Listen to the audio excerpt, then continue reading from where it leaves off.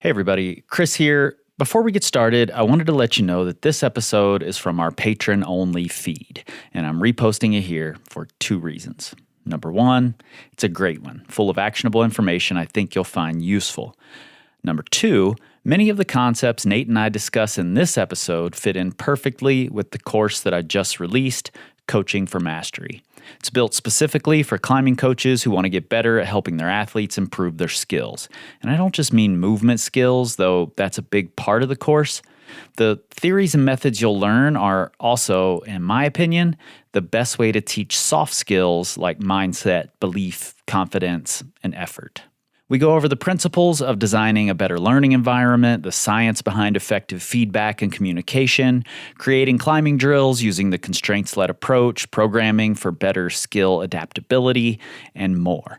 You'll have access to all of the papers, books, and podcasts that have helped me tie together all of the research, theories, and experience into something I believe can help your athletes get better and make you a better coach. I'm also running a small group 10-week mentorship program that will go deeper into the rabbit holes that I open up in this course. It's already almost half full, so if you're considering it, get in there. You can learn more and enroll at the link in your show notes, or search Power Company Climbing Academy. And remember, our patrons, for as little as $3, get 2 bonus board meetings just like this every single month. All right, let's get into it. Maybe don't know. This time, this time, this time, this time, this time to build, this time to build, this time to build, this time to build, this time to build, this time to build, this time power, this time to build power, this time to build power, this time to build power.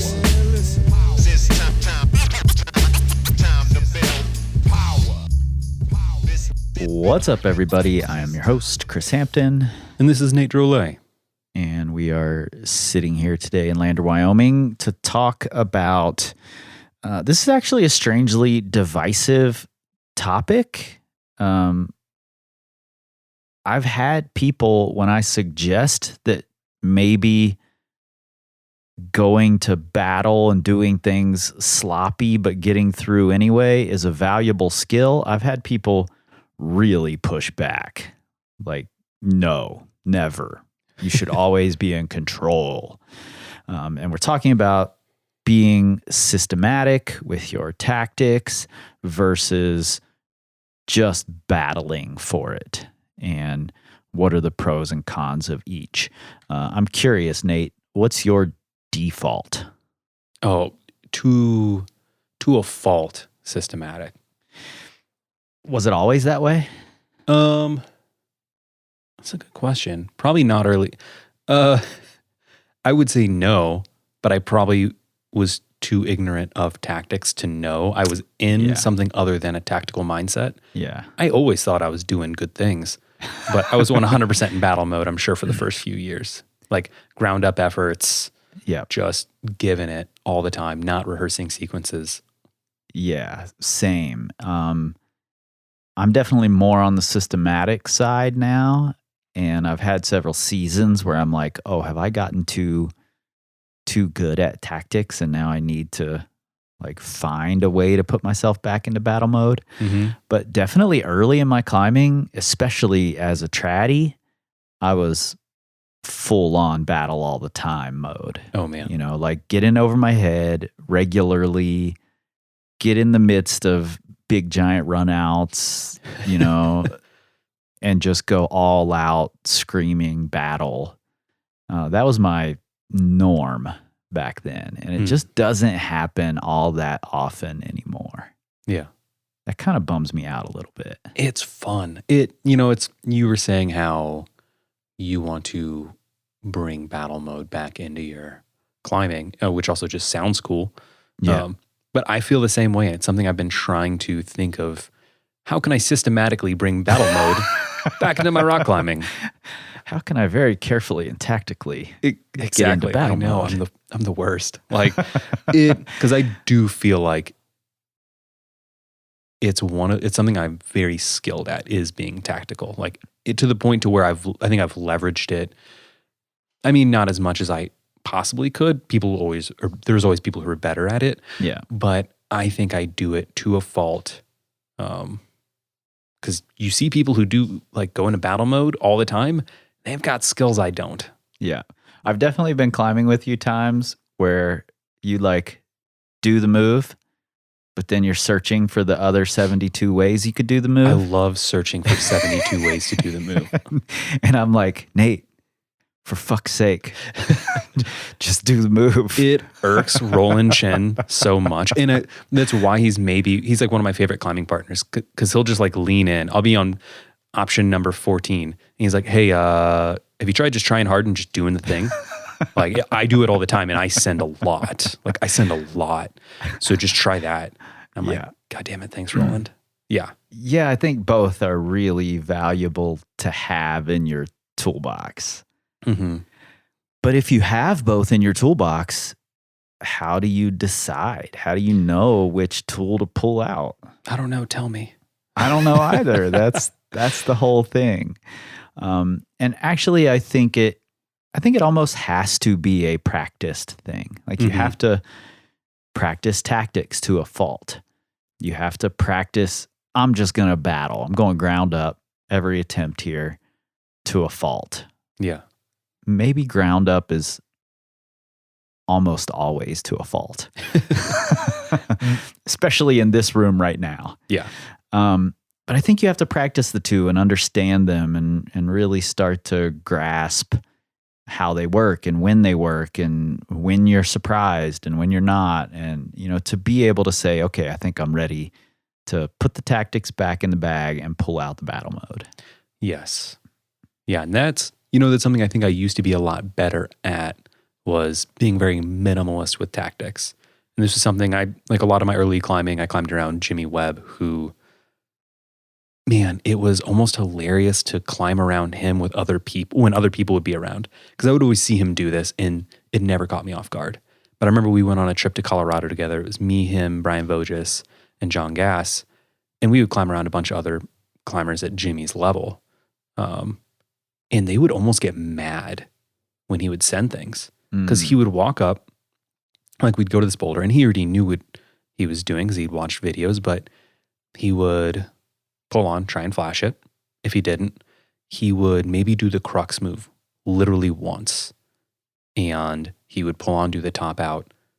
And then he'd rest like 10 minutes, come back, and he'd just fire it from the ground. Yeah. And people would just he'd be walking off the boulder, and people would be like, what just happened? Like, how did he just get so lucky? I can't count the amount of times people were baffled, almost to the point of being upset by how fast he would send, because they're like, that doesn't make sense. Mm-hmm. But he was so good at, if he did a move once and he was like, I'm not going to drop that, that's the way, he wouldn't do it again, like in that moment. And this would be for, him sending like V11, V12. Like obviously when he was getting on much, much harder climbs, he was more tactical, but it was amazing. It was always really cool to see. And that was something I think I mimicked really well initially. And at a certain point I got way too tactical, but yeah, it's cool seeing people who know how to ride that line of, I'm going to be just tactical enough and then I'm going to flip the switch. Yeah. I also think there's a real skill in being tactical on the ground and then trying really hard when you're on the wall.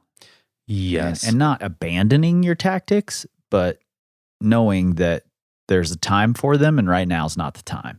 I'm not going to let go because I made a mistake, and my goal here is to make no mistakes. Mm-hmm. And I think maybe that's the best definition of these two things, like the systematic approach versus the battle approach, is that the systematic approach is in place to with the goal of making no mistakes on the climb. Yes, you're trying to answer all the questions. Yeah, let's dial it in as much as possible. Let's figure out the most efficient ways. Let's climb this perfectly and make no mistakes. Whereas battle mode is saying, I'm going to make mistakes, but I'm going to recover from them. I'm going to adapt. I'm going to keep going despite it looking like to everyone else that I'm probably falling off. Yeah. And I'm just going to do the damn thing regardless. Yes. And I think if you can mitigate the number of mistakes while you're on the ground and then get on the wall and go into battle mode, switching between those two things regularly throughout a session might make you the best rock climber in the world. I mean, it's a great way to go. And especially if you can still keep some sort of presence and awareness while in battle mode. That I think is a very high level skill that great climbers can do. Yeah. You look at someone, I think Jonathan Segrist is a great example of this, who can go into battle mode, but he doesn't just turn into raw intuition and emotion. Mm-hmm. If he falls, he can tell you exactly what was happening in every moment of that, even though he was battling. Yeah. And that 7 moves ago, this happened and that led to this and this and this and this. So lower me down 7 moves and let me work that out so I can get rid of this chain of negative consequences. Exactly. It's like, I hit this hold a little poorly. I still made the clip, but then I was hesitant and I didn't quite reach the next hold as well. All these things, or even thinking about, I grabbed that hold differently this time, and this could be an easy section, and that worked way better. Yeah. I need to remember that, because that, I think, is what differentiates people who can harness that battle mode and go really far with it versus the people who pull on and just black out. And there are people who can climb really hard that way. Yeah, totally. But then they fall and they're like, I don't know what happened. I'm at bolt 7. That's cool. This is a high point, but man, I couldn't even tell you what the first 3 bolts were. Yeah. And I think this is a thing you can practice as long as you can keep the intention throughout the day and remind yourself, like, okay, I'm on the ground now, or I'm hanging on the rope now, or whatever. I'm going to be in tactics mode. I'm going to be really systematic about this. And then when it's time to pull onto the wall and start climbing, you set your intention to, I'm going to battle now. You know, sometimes when you pull on the wall, the intention is going to be toward the tactical side. Like, I just want to see how this feels. I want to see how this feels. I only want to do these 3 moves in sequence. And once I do that, I'm not going to fall prey to battle mode and keep going. You know, yes, I don't need to go to the top. I've already been up there. Right. And other times, it's going to be to your benefit. It's going to be tactically efficient for you to go into battle mode. See, this is where we can do it, Nate. We're meeting in the middle here. I even have a drill for getting into tactical drill for getting into battle mode. What is this tactical drill? Talk to me. Honestly, it's one of my favorites. I just wrote out my own program for this fall, and it's included in every cycle. But it's 10-minute takedowns. So, and something we've talked about before, but I think for this mindset, it's really helpful, and especially with a certain caveat. So 10-minute takedowns, you pick a boulder 1 notch above your flash grade, and you have 10 minutes to be as tactical as possible. You can try every single move like individually and drop in between if you want. You can do overlaps. You can do anything. When that 10 minutes is done, you take a 3-minute rest, and you give it a hard red point go from the ground. Wherever you fall, if you send, awesome, wonderful. Be honest with yourself. If it was too easy, next time pick a harder one. But if you fall, you get another 3 minutes rest. You're not getting to rehearse any more moves, and you get 1 more go. And if you don't send it in the second go, you are not allowed to try it for the rest of the day.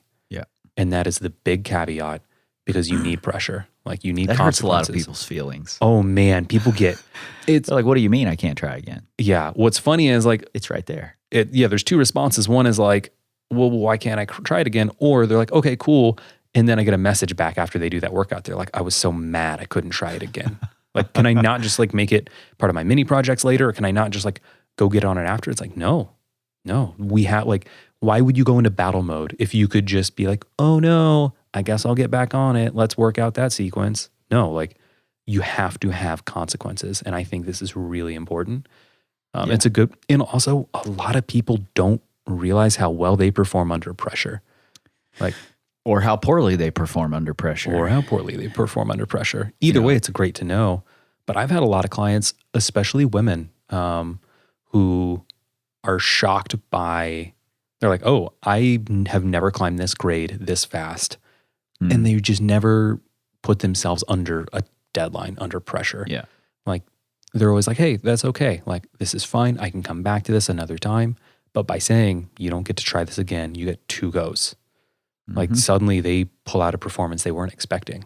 Yeah, I think this is a really valuable drill too for, particularly for like weekend warriors, who have really compressed timelines, or somebody getting ready for a short trip somewhere, because it really can introduce that same sort of last day anxiety into the equation. And that's a real thing that's going to affect your performance one way or the other.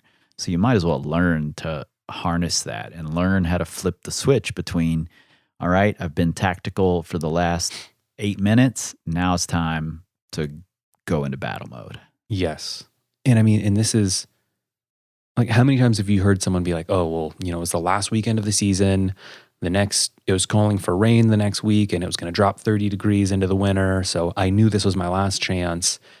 And people have 1 or 2 outcomes. They're like, I just fell apart. Or they're like, I climbed the best I ever did. And it's like, that's cool. You climbed the best you ever did. Can we do that more often? Can we switch into that mindset? What mindset was that? How do we harness that? Do we just need you to create pressure or feel that pressure, like harness that arousal level? Or if it's like, I fell apart, hey, we need to work on that, because you're going to have end of seasons. You're going to have these times where, oh, I'm not going to be able to get out for 2 more weekends, and I need to perform right now. Yep. I think, that sort of a drill, like the 10-minute takedown, can be really helpful for creating some sort of a ritual for yourself to help you get into that battle mode. Try a few things while doing this drill over the course of a cycle. And, for me, I've talked about this before, that to get into battle mode for sport climbing, I have to take my harness off, put it back on. It just feels like suiting up. Yeah. It feels like I'm putting my cape on or my armor on, and now I'm ready to go. And in an interview with Hazel Finley years ago, we were talking about this, and I was like, I don't really have one for bouldering yet. And she's like, maybe you should take your trousers off. But since then, I have developed one for bouldering, and it's some sort of sharp exhale right before I pull on. It can be a grunt if it's a particularly aggressive, dynamic boulder. It can be just forced air exhale if it's a little more technical. There's some emotion behind whatever that forced exhale is, and that helps me turn on go mode. Yeah. So I think it's important to find those things for yourself. Agreed. I think having that kind of almost mental checklist, even, or building that trigger, as Josh Waitskin would describe it. Yeah. And we see Adam Under do it in all these videos. He'll be resting, shaking out at a stance, and before he even begins this next heinous sequence, he's like, he's making noises before he even starts to ramp himself back up and get back into that battle mode. Yeah. Yeah. And same thing, Brooke Rabitou with competitions. She does a really good job of, like, you can even see her, she'll be stopping, analyzing either the boulder or the route, and then she pauses, like closes her eyes, takes a breath, and like sometimes flicks her arms. And when she opens her eyes, it's like, oh, she's here now. Mm-hmm. Yeah, actually, sport climbing, that's another tactic I used. And I've heard Mercedes Pohlmeier talk about the physiology of this, and it's something I just came into intuitively, but like doing really fast little flicks and shakes right before I would get on a sport route, just these really fast, almost vibrating my arms, and then pull on and go.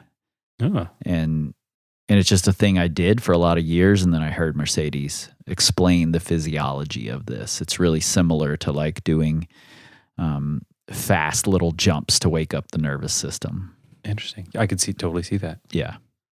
Yeah.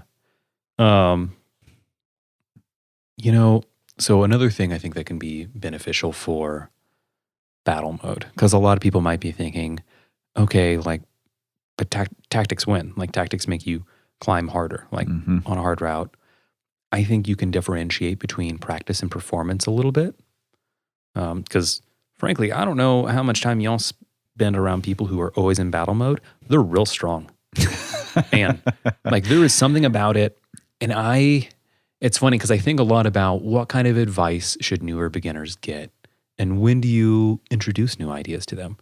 And a part of me wonders if tactics, if we're sharing them too early. Yeah. Because you meet people who like didn't learn good tactics till 2 years in, let's say. They're so strong. Oh man, because they've been climbing like idiots. Like they just didn't know better. And then if you can indoctrinate them with great tactics at that point, man, what a great thing.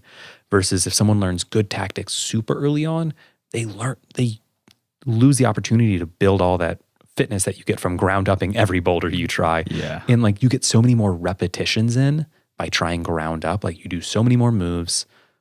Honestly, I think in terms of training, there can be times where that's beneficial to try boulders ground up more often.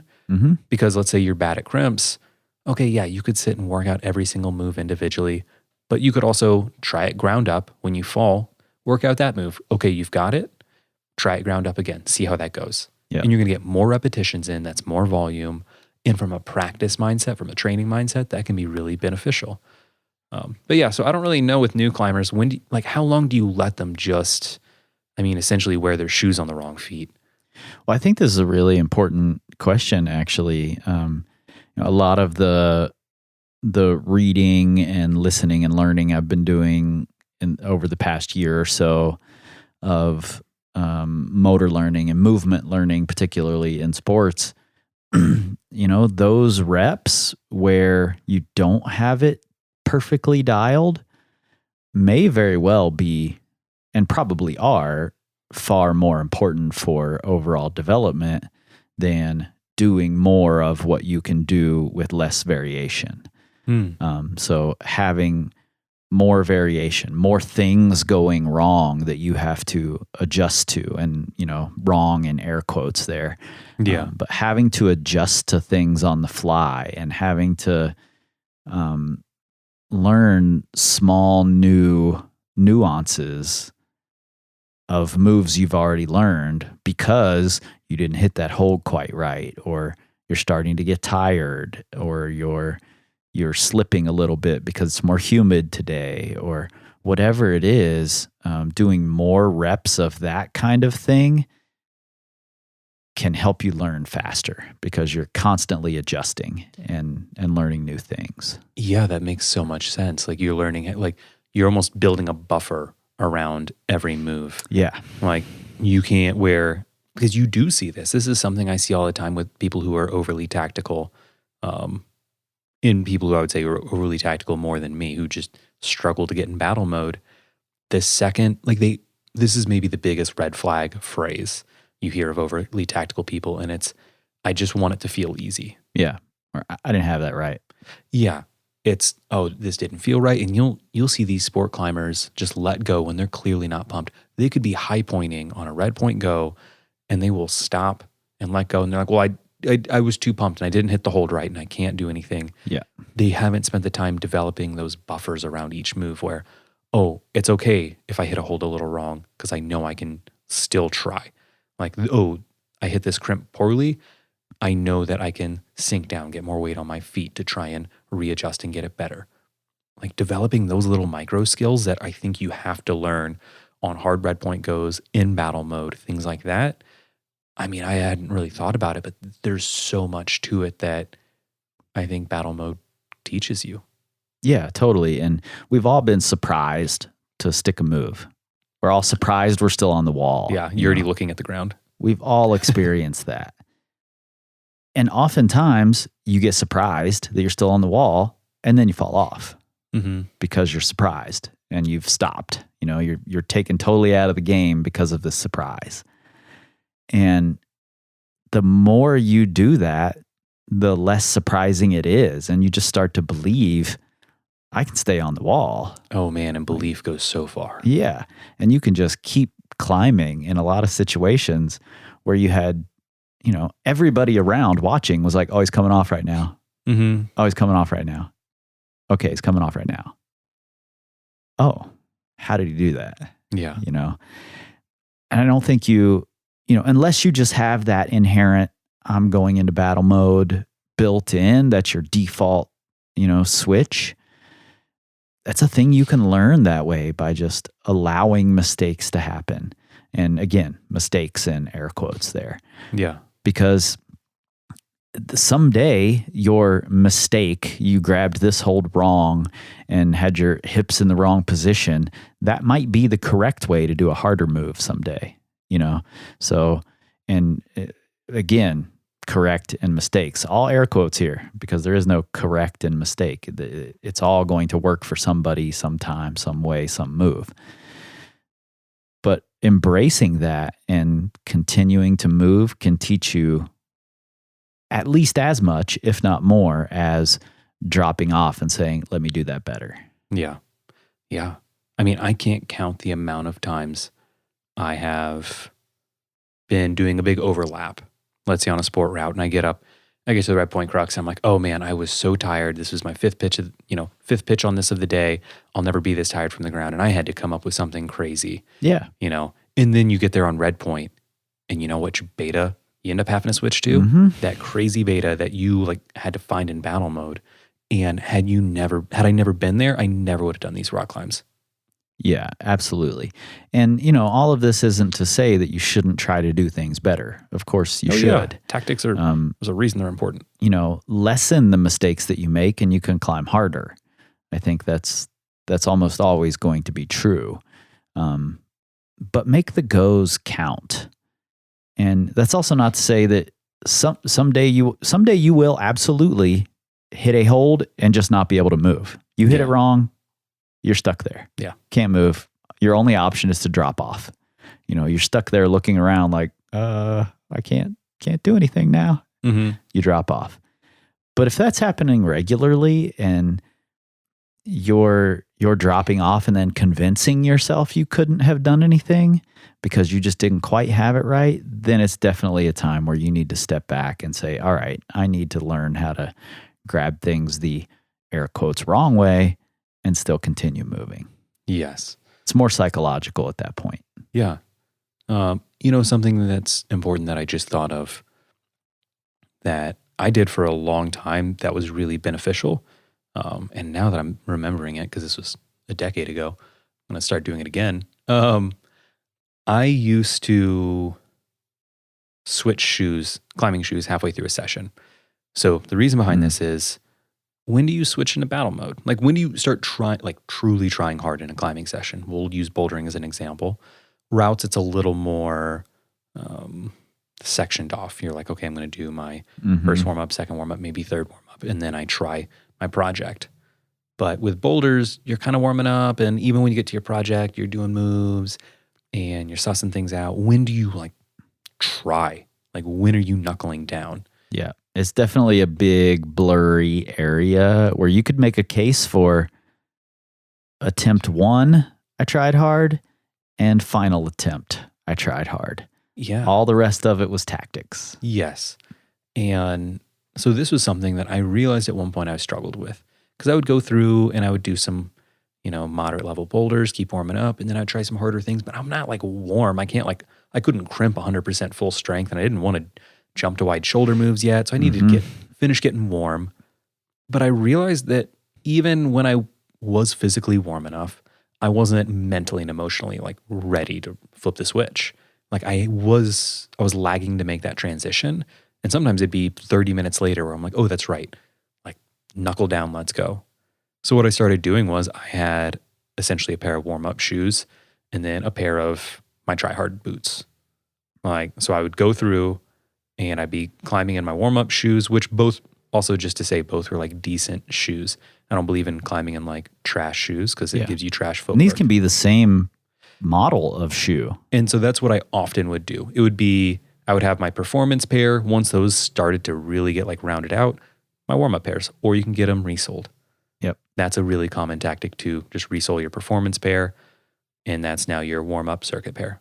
So I'd have my warm-up shoes, and then once, and this suddenly made it intentional, because also I wanted to wear my good shoes. They work better. So I would go through my warm-ups, and I would have that intentional moment where I'm like, okay, I'm ready. I switch into my game mode shoes. Now I try hard. Yep. And for me, it was a physical switch that I would flip, in the sense that, okay, we're here, we're doing this. Like, we don't wear these shoes to keep warming up and to just try things. Yeah. We're here to go. Yeah, I imagine it's similar to the taking the harness off and putting it back on. Like there's an action you're doing that helps that switch to get flipped. Yes. I think that's really smart. And I think ultimately it comes down to, regardless of what your dogma is about this, because I know there are people out there who have the dogma of, I want everything to look pretty. Flow is everything. Mm-hmm. So what? Going to battle and sending things is also pretty damn cool. And I think it's really valuable for your climbing to embrace that. So I think if you're listening to this podcast, if you're a patron who's paying to get these podcasts, you want valuable advice. And I think this is valuable advice. So if you have that dogma, maybe take a step back and question that. Yeah. And another type of person who may be falling into this without realizing it is someone who's dealt with injuries over the years. Mm-hmm. Because if you're injured, going into battle mode is not the way to get through an injury. Totally. You want to be more protective. You want to play it safe. Progressively load the tissues or whatever it is that need to be rehabbed. But at a certain point, it's healed and you're ready to go and you can try hard again. But for a lot of us, we're not ready to be hurt again. Yeah. We're like, I still want to play it safe. Like, that injury sucked. That took me out for months. And man, I work with people all the time and consult with people all the time who had bad injuries. Let's say, it took them 1.5 years to get out of this. It's been 2 years that they've been fine and they're still not able to go into battle mode. Mm-hmm. So if that sounds like maybe you've had a string of injuries, but you're healthy now, assess whether that's something that you're missing out on, like truly trying hard and flipping that switch, or if you're stuck in overprotective mode.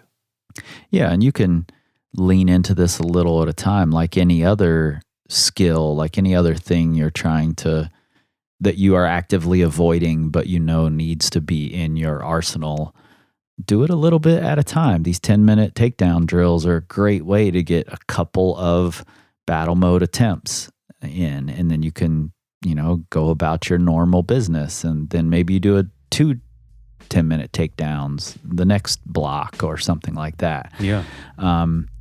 Because you don't want to find yourself last day of a trip close to sending something, or 15 feet above your last piece of gear having to go into battle mode when you haven't practiced it and you don't know how to do it and you're scared of it. That's not the situation you want to be in. You want to be able to comfortably slip in and out of this thing. Yeah, absolutely. Or even more casual situations, you're out bouldering with friends and you don't want them to have to sit at your boulder all day. So you're like, hey, I'll be here for an hour. Yep. At the end of that hour, you want to walk away with a send. Also, your friends want to see you send. Totally. So practicing, this is something you can pull out all the time. Yeah, absolutely. All right. You got anything else over there on your notes? I think that's essentially it. I think it's like I said, it's a valuable thing. I would love to hear in the community board, are you default systematic tactics, or are you default battle mode? And have you spent time trying to learn the other thing? If so, what's worked for you to learn the other way? And to make sure you don't lose the thing that you're already good at. Mm-hmm. I'd love to hear that stuff. So, the more information, the better for all of us. And like my dude Nolly Simon says, we don't tweet, we scream like eagles.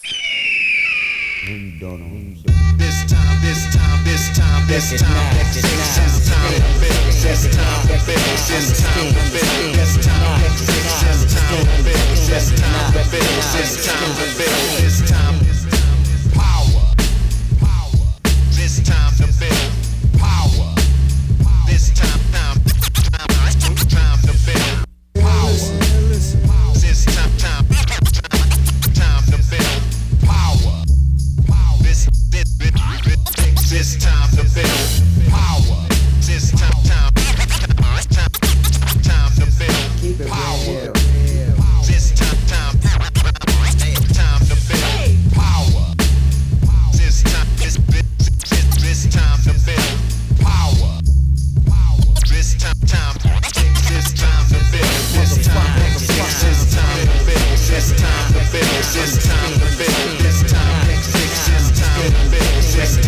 It's time to build. It's time.